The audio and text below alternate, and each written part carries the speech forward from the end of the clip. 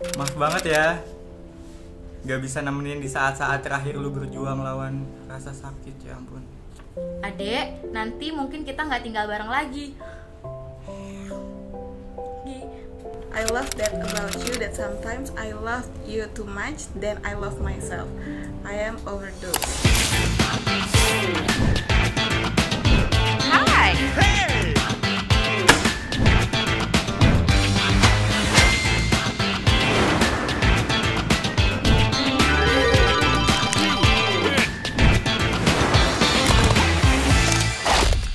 Ngobrolin kesehatan mental dalam karir, percintaan, sampai kehidupan sosial di Anyaman Jiwa.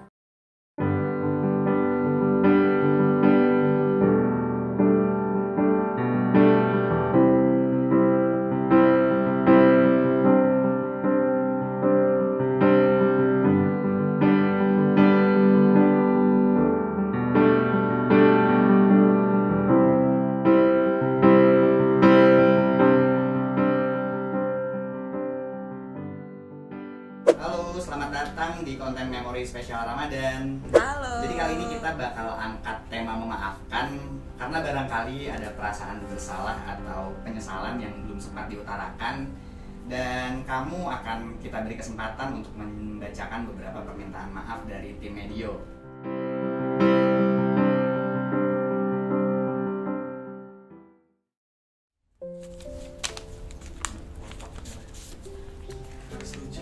Aduh, beban. Langsung bacain ya. Oke, aku pilih yang ini ya.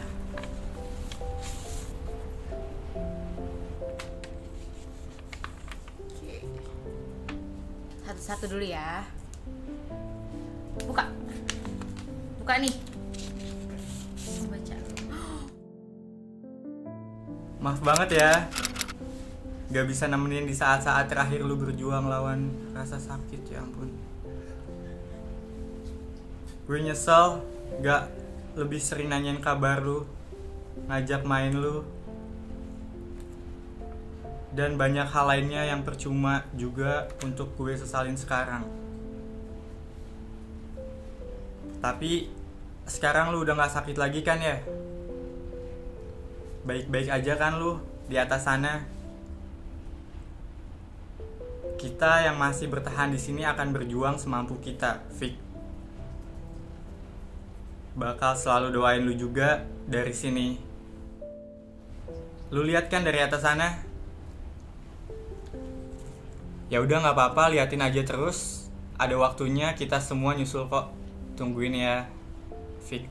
Semoga bahagia di alam sana.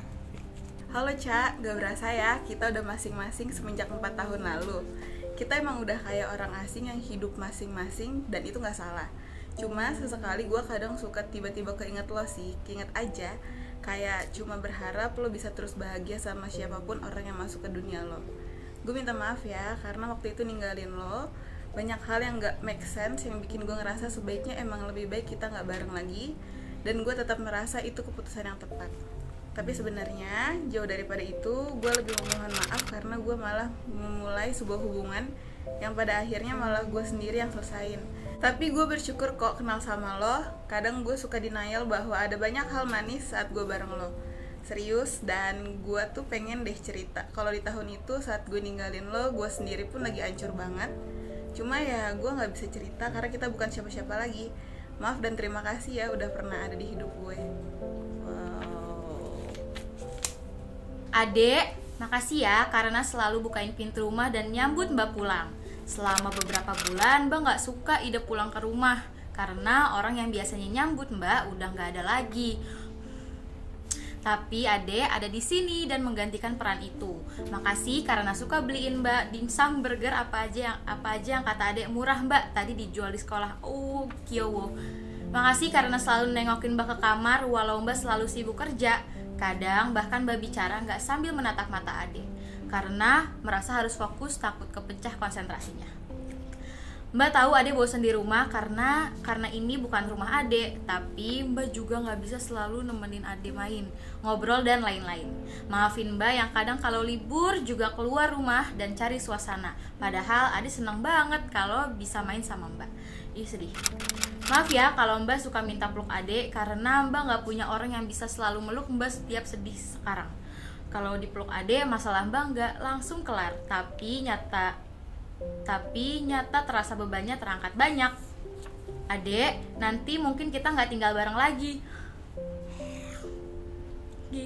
Mbak harus mencoba belajar hidup mandiri. Mbak yakin adek akan tumbuh jadi anak yang pandai, rendah hati, penyayang. Nanti Mbak balik, kamu sudah lebih besar, dan kita jalan-jalan ke tempat yang bagus ya, yang bikin adek senang. Semoga semuanya panjang umur dan Allah kasih jalan untuk kita hidup tenang. Terima kasih ya adek, udah buat Mbak bahagia dan ajarin Mbak banyak hal yang berharga. Keren banget. Aku memang terlalu pede untuk yakin bisa menyelesaikan masalahku sendiri di usiaku yang sudah memasuki kepala 2. Aku juga tahu betapa kesepiannya mama karena anak-anakmu gak ada yang menjadikanmu tempat bersandar. Kami tahu betapa beratnya hal itu, maka kita pun lebih nyaman untuk memendamnya, bahkan tidak membagi rasa sedih dan khawatir terhadap mama. Like a one rainy wish, hidup gue yang membosankan dan penuh rutinitas ini seolah-olah berubah 180 derajat sejak kenal lo. I guess I'm just the lucky one. Your beautiful, daring, yet chaos soul has been my universe in a way that I could never have imagined before.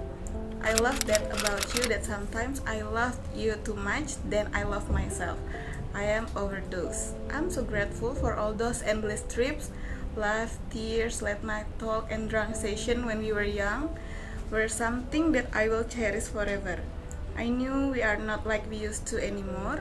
We are growing and distance is much needed.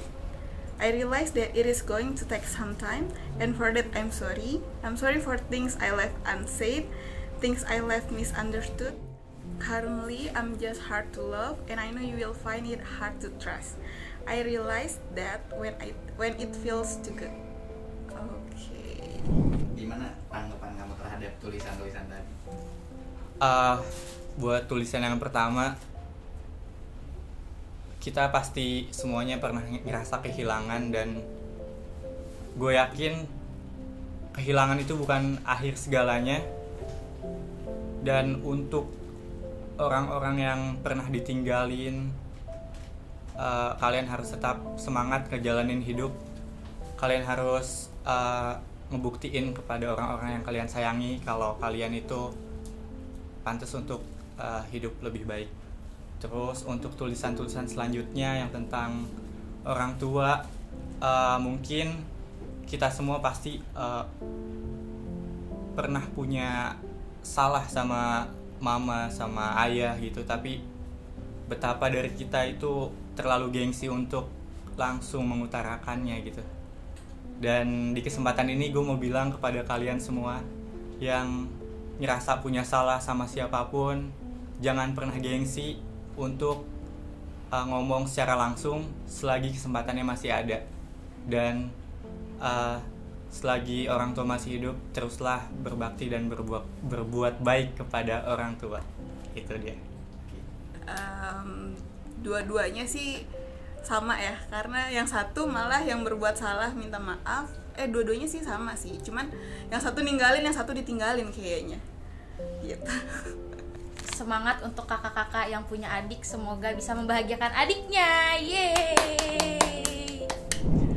Definisi memaafkan menurut kamu?